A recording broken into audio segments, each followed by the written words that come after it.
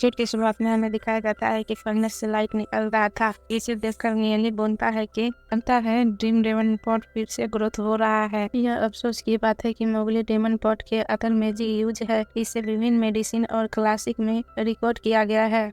मैं रिसर्च के लिए खुद पर भरोसा कर सकता हूँ। जब लाइट निकलना बंद होता है तो नियली वे आराम की सांस लेता है और फिर नियली के इंटरेस्ट लेते हुए बोलता है कि फाइनली मैंने प्रैक्टिस पूरा कर लिया। और गोल्डन लाइट इमिट होने के बाद एक्सेस रेट बहुत इंक्रीज होती है। गुड ग्रोथ विशेषता वाले 2500 से अधिक एनिमल को ट्रेनिंग किया गया और 230 से अधिक एक्सलेंट लेवल के एनिमल का प्रोडक्शन किया गया। 200 या 300 से अधिक एक्सलेंट लेवल वाले रिफाइंड किए गए और 21 एक्सलेंट लेवल वाले भी रिफाइंड किए गए हैं। यह अफसोस की बात है कि केवल 3 म्यूटेड हैं। क्या आप कंटिन्यूस जुड़े रहना चाहते हैं और गॉड बनना चाहते हैं? But only 1-2 chance. यदि एक बार आप फेल हो गए तो हाफ रिजल्ट बेकार हो जाएगा और उसे सक्सेस मान लिया जाएगा। इसे मार्केट में भी नहीं उतारा जा सकता है। इस लेवल की डेमन सोल पर पॉसिबली कई यंग पीपल द्वारा अटैक किया जाएगा, लेकिन अगर 8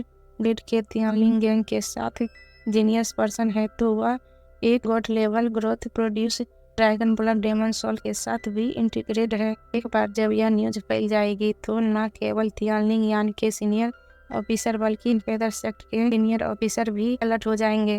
वो निश्चित रूप से ऐसी टैलेंट को बिना हिलाए अपने हाथों में पकड़ लेंगे और पिघलाने के डर से इसे अपने मुंह में रख लेंगे। अपने बातों को सोच के नियली जोश में पंच मारते हुए बोलता है कि मैं आसानी से सैन्य सेक्टर से एक स्टेप आगे बढ़ा सकता हूँ। I don't care. Nearly good level demon spirit पे काम करना शुरू कर देता है और बोलता है कि एक म्यूटेट डालो, हाई डेंजर और हाई रिटर्न मिलेगा।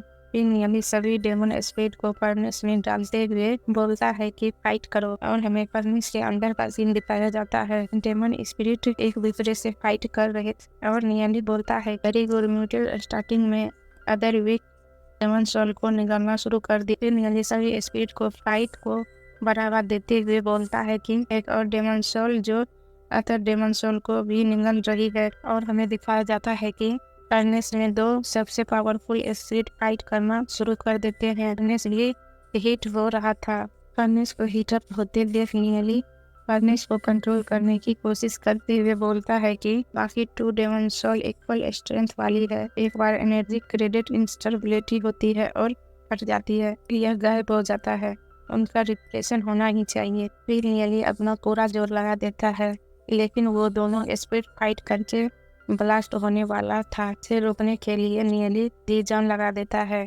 वो स्पिरिट फ्यूज होने लगता है और उस फ्यूजन के लिए नियली का बेलसा एनर्जी फर्नेस के द्वारा एब्जॉर्ब हो रहा था और एब्जॉर्बेशन के वजह से वह सेल बहुत वीक होकर ब्रेक हो जाता है। लेकिन इतना सब कुछ होने के बाद भी नियली रिफाइन करते हुए सोचता है कि हेवन की एनर्जी लगातार बरस रही है।